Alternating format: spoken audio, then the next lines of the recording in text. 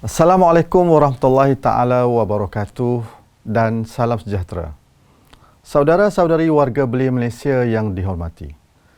Tarikh 15 Mei cukup istimewa dan signifikan kepada semua warga belia. Secara tradisinya, tarikh tersebut senantiasa diisi dengan penganjuran Hari Belia Negara yang telah diadakan sejak tahun 1964 lagi. Suka saya tegaskan, tarikh yang sama juga membawa makna besar kepada Kementerian Belia dan Sukan. 15 hari bulan Mei 1964 merupakan tarikh di mana kementerian ini diwujudkan. KBS lahir pada tarikh yang sama kita menyambut Hari Belia Negara setiap tahun. Berasaskan fakta tersebut, sebolehnya kami juga mahu menyambut 15 Mei dengan penuh meriah. Namun begitu, berlandaskan kepada suasana dan keadaan semasa, KBS telah mengambil keputusan untuk menangguhkan sambutan Hari Belia Negara 2020 ke suatu tarikh yang akan dimaklumkan kelak bersesuaian dengan keadaan dan situasi pada masa tersebut. Keputusan penangguhan ini dibuat dengan cukup cermat dan teliti, dengan mengambil kira semua pandangan pimpinan Majlis Belia Malaysia, Majlis Belia Negeri dan seluruh badan gabungan di bawah Majlis Belia Malaysia. Saudara-saudari warga belia yang dihormati, penangguhan Hari Belia Negara 2020 sama sekali tidak bermakna kerajaan dan KBS menidakkan sumbangan warga belia. Yang nyata, negara kita masih belum lagi menang di dalam peperangan menentang wabak COVID-19.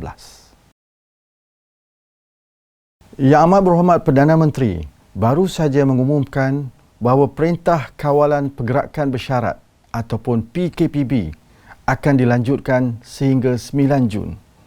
Ini bermakna kita masih lagi perlu mematuhi peraturan dan SOP yang ditetapkan oleh pihak kerajaan. Impak ekonomi daripada penularan wabak ini cukup dirasai di kalangan kebanyakan rakyat. Walaupun aktiviti penjanaan ekonomi sudah bermula, namun kita belum sampai ke peringkat pemulihan. Warga belia juga tidak terkecuali daripada menerima kesan daripada keadaan ini. Iltizam dan komitmen kerajaan membantu warga belia cukup jelas. Bantuan one-off kepada pelajar IPT melibatkan hampir sejumlah 1.5 juta penerima. Angka-angka ini menjadi bukti bahawa kepentingan warga belia tidak pernah sama sekali dipinggirkan. Saudara-saudari warga belia yang dihormati, dalam tempoh masa terdekat ini, kerajaan sedang menyusun strategi pemulihan ekonomi.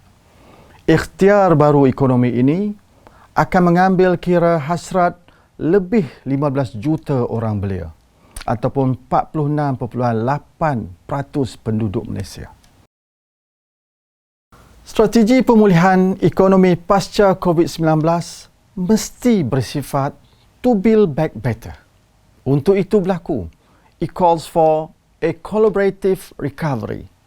Strategi pemulihan ekonomi yang berasaskan prinsip muafakat dan mengambil kira pandangan semua. Cabaran yang bakal ditempuh semasa pasca COVID ini pastinya cukup getir. Senario dunia pasti akan berbeza. Iklim ekonomi, dinamik politik dan budaya hidup juga akan mengalami peralihan dan perubahan. Ramalan kesuraman suasana ekonomi akan terkait soal pengangguran tentunya mendatangkan kerisauan dan keresahan di kalangan kelompok belia. Saya yakin kerajaan sedang menyusun strategi dan ikhtiar jelas bagi menentukan Malaysia masuk fasa pemulihan dan penggiatan ekonomi dengan secepat mungkin.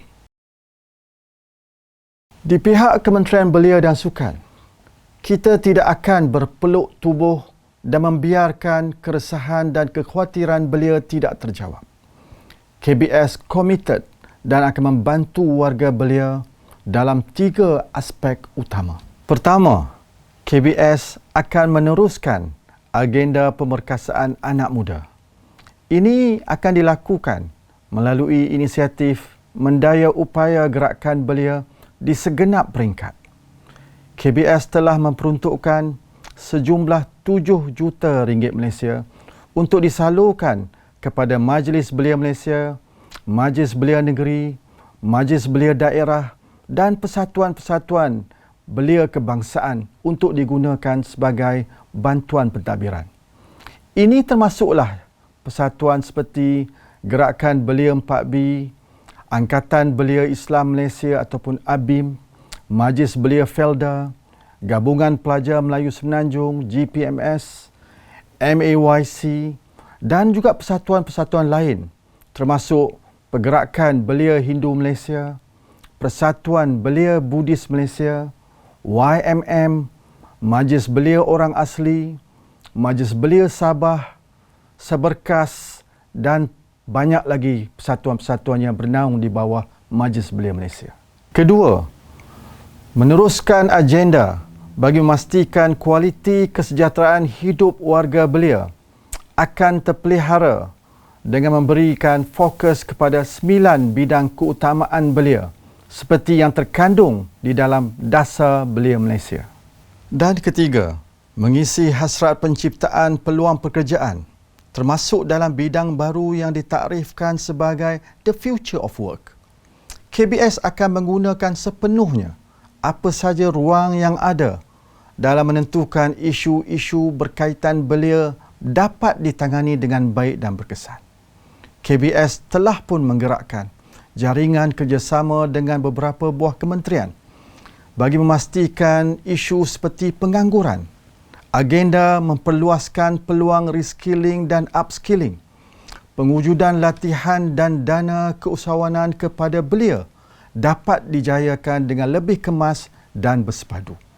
Dalam mendepani cabaran pasca COVID yang lebih menyeluruh, konsep dan amalan penyelesaian secara rentas kementerian akan menjadi acuan dan norma baru buat Kementerian Belia dan Sukan. Saudara-saudari warga belia yang dihormati, saya cukup yakin bahawa Belia Malaysia mampu melalui senario pasca COVID ini dengan tabah dan cekal hati. Saya juga yakin dan percaya Belia Malaysia mempunyai kecerdasan, kepintaran dan ketakasan untuk berdepan dengan sebarang dugaan. Kepada saya, Belia Malaysia yang memiliki semangat, kesungguhan, iltizam, keyakinan, komitmen dan daya tahan untuk berdepan segala cabaran dan adversiti pastinya akan menzahirkan dekad yang lebih gemilang buat Malaysia. Hakikatnya, dekad yang akan datang ini merupakan dekad belia. Saudara-saudarilah yang akan menjadi pencorak sebenar kepada masa hadapan, wajah dan dinamisme Malaysia yang kita semua inginkan.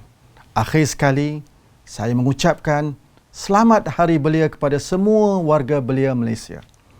Tidak kira di mana sekalipun anda berada, saya dan warga KBS akan sentiasa berada di sisi untuk memenuhi keperluan dan aspirasi warga belia seluruhnya.